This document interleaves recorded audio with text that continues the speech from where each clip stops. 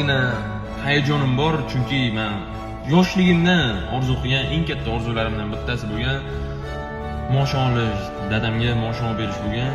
Mana bugun 2023-yil 5-avgust kuni men shu orzuyimga yetdim. Mana hozir o'zim harakat qilib, o'zim pulimga olgan mashinam 18 yoshimda moshon olib, dadamlarga podarka qilayotgan mashinam ichida o'zim o'tiribman.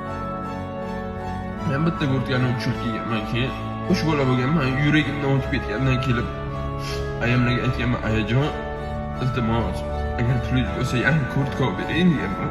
Men o'shada bilaman, hozir tushunmayapman, dadamlarning yuraklaridan o'tib ketgan bu gapni eshitib, dadam o'shanda menga kulib qarab qo'yib, o'g'lim 3 yilga edi, 4-yildan kuyovi hech narsa qilmaydi.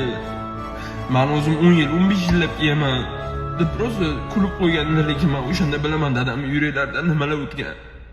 Xudoga behisob shukr, ana shu kunga keldim. Ayam shunaqa xursandlar. Ayam ko'zidagi ko'rib, xursandchilikni ko'rib, men o'zim yig'lab o'zimga o'zim qo'yib, shunday mashina ichiga o'tirdi. O'g'lim dedi, shuncha sinovlardan o'tdik, o'zing ko'rding, dadang shuncha qiynaldi, Xudo senga beribdi, mana dadangni shunchalik xursand qildi. Ayamni ko'zidan yosh chiqib ketdi. Xudo omadimni berdi, men mana shu kunga keldim hozir. Mana misol uchun mashalloh, mashina menga ayam bilan dadam bergan narsani 1% ham bo'lmaydi.